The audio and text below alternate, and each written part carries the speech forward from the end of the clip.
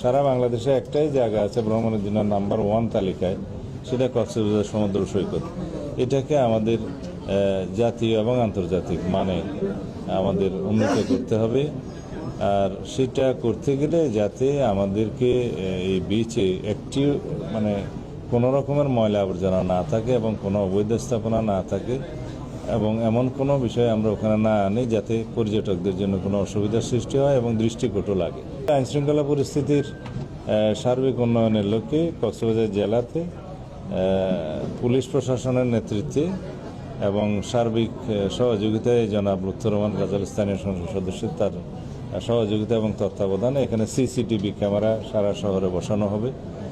3 নম্বর হচ্ছে মাদক এবং জুয়া, অনলাইন জুয়া, এগুলো বন্ধের জন্য আমরা যা কিছু প্রয়োজন সর্বোচ্চ প্রচেষ্টা করব। সেজন্য আমরা পরিকল্পনা গ্রহণ করার জন্য আইনশৃঙ্খলা বাহিনীকে যারা এখানে সংশ্লিষ্ট আছে সবাইকে অনুরোধ করেছি। মাদকদ্রব্য নিয়ন্ত্রণ অধিদপ্তরের কর্মকর্তাবৃন্দ, পুলিশ বাহিনী, র্যাব, বিজিবি সবাই এখানে সহযোগিতা করবেন।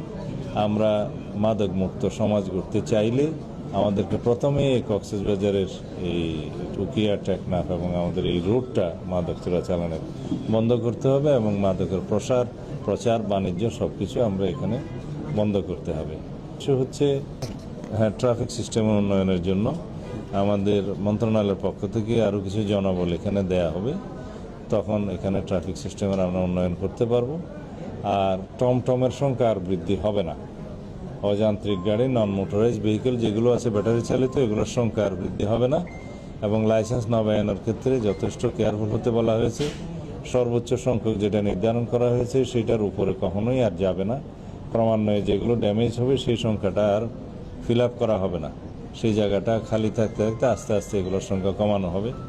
আর এক লাইসেন্সের অধীনে যেন একাধিক এই সমস্ত টমটম বা নন মোটরাইজ ভেহিকেল না চলে, সেটা যথেষ্ট নজর দেওয়া হবে। যার লাইসেন্সে একাধিক এরকম বাহন চলবে তার লাইসেন্স বাতিল হবে।